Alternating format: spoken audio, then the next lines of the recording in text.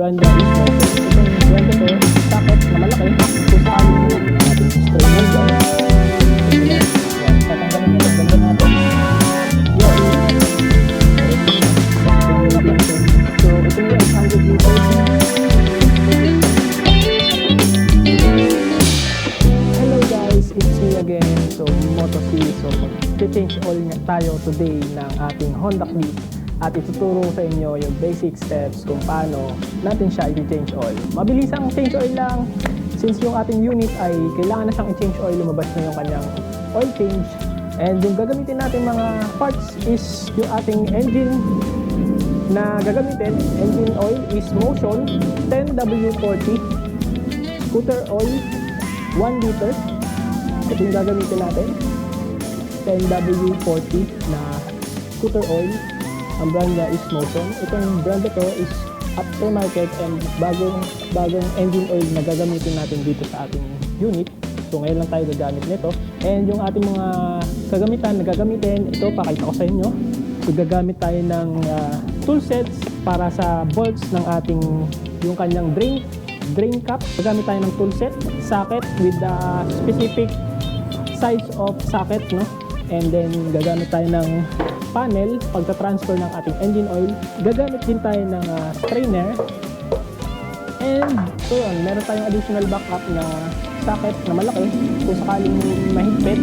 So yan, ito yung mga gagamitin natin na mga materyales para mapag-change oil tayo.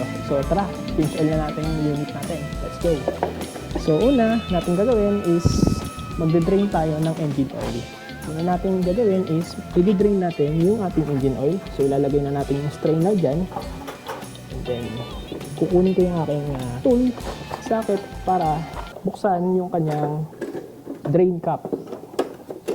So gagamit tayo ng specific size. Okay, so make sure alam mo kung saan part ng drain cap yung tatanggalin mo. So nandito siya. So ayan, itong part na to yung tatanggalin natin. Itong ilalim na yan. Yan. So meron niyang spacer, no? So tatanggalin natin yan. So ang size niyan is I guess 10mm. 12 12mm yung size nito. Ayun, tama. 12. So gagamit tayo ng 12mm na socket and socket wrench.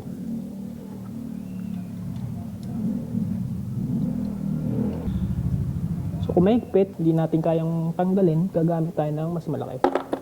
12mm pa rin yung size. So 12mm, ito 12mm, and then mas malaking socket wrench. Ang size nito is 1/2. Okay, so baklasin na natin. Yun, tanggal na natin, baklas na natin, no? So ilalagay natin to dyan banda. Yan, pag ganyan, no? So yan, baka ko siya babaklas, tatanggalin, no? Tanggalin na natin, drain cap na natin siya. I-drain na natin yung ating tank na engine oil. So tanggalin natin. Yun. So ayan na siya.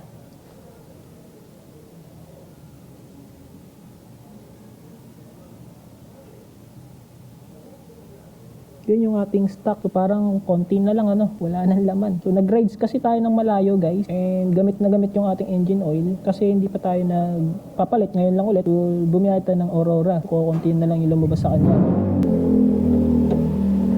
So kukunti na lang yung lumalabas.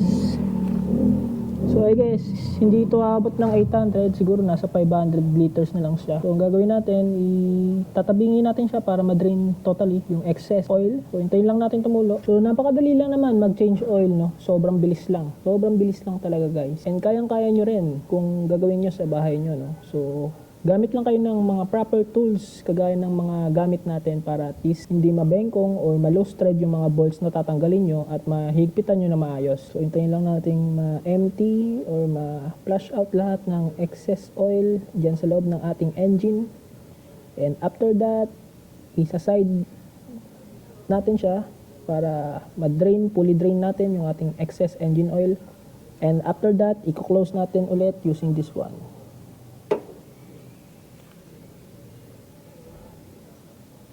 So itatagalid na natin siya para mabilis na. So hatakin ko lang siya ng patapingi hanggang tumulo siya. Yan. So ganun lang hanggang tumulo siya, no.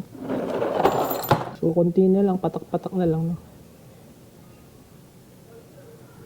So balik natin, okay. Yan.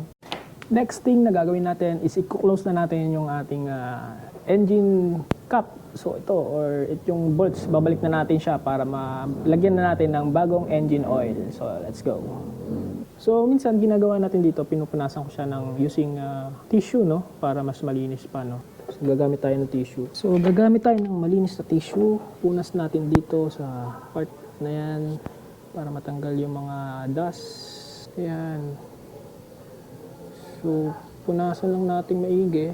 So yan, malinis na siya. Balik na natin. Higpitan na out natin siya, no? So yun. Higpitan natin ulit siya using this socket. Okay? So pabalik naman. Higpit.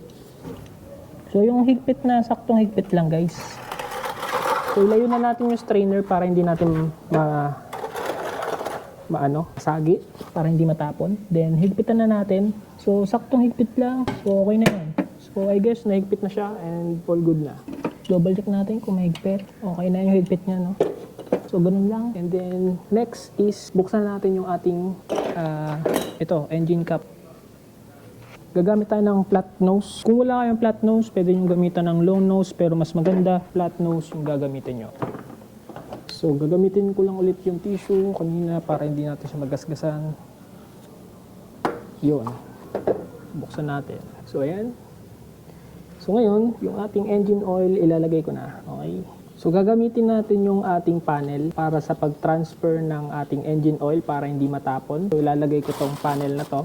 So ilagay nyo rin sa plastic pagkatapos nyo gamitin para hindi madumihan. Kumakapit kasi yung alikabok dyan para magamit nyo ulit, no? So ilagay natin dyan. So make sure nakalakin siya na maayos para hindi bumaklas. And ngayon, lalagay ko na yung engine oil. Gagamit tayo ng 800 ml ng ating engine oil na Motion 10W40. Titira natin yung 200 ml, guys. Okay? So hindi mo alam paano sukatin, mas maganda sukatin natin na maayos. Baka masobra natin. Lipat natin. Transfer natin, no? So ita-transfer ko muna dito para, kukuha pala ako ng 200 ml. Kuha na lang tayo ng 200 ml para sigurado, no? Yung nalilito ako sa kanyang dito, hindi ko ma-check na maayos. So ito yung ating engine oil, buksan na natin. Buksan na natin yung ating engine oil.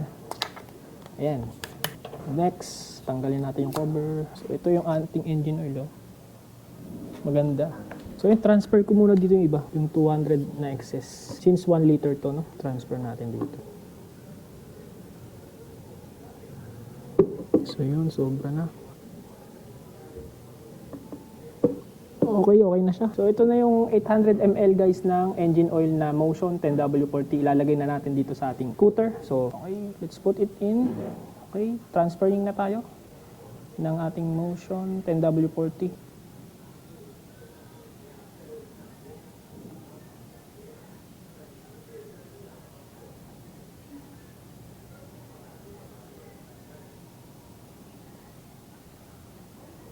Alright.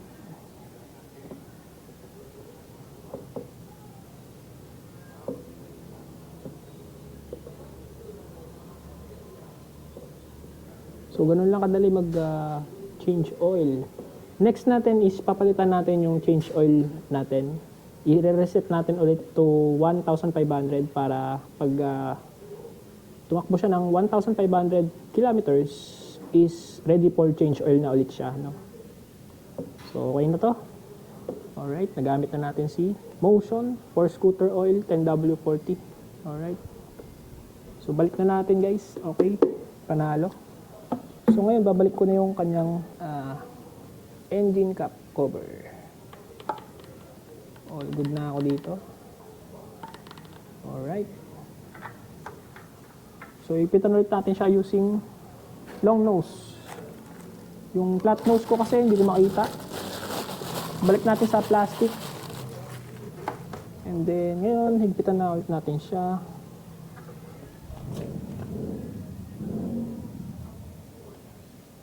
Yun, okay na. All good na. And ngayon, i-reset natin yung kanyang yung ating change oil or oil change sa ating speedometer. So, magre-reset tayo. So, ang ating natakbo na is 37,256 kilometers. So, re-reset natin siya yung oil change. So, una natin gawin is turn off muna. Then, long press dito. Hindi ko sure kung ito ba o ito. Try na lang natin.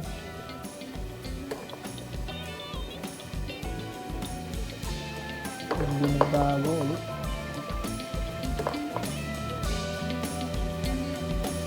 Yun, nawala na. So, paano malaman? Dito yan. Yan. So, nakaset ko 1.5 yung pins, all pins. 1.5. So, set mo lang. So, ganun lang. And, yun. Tapos tayo ng pins all na. Try natin.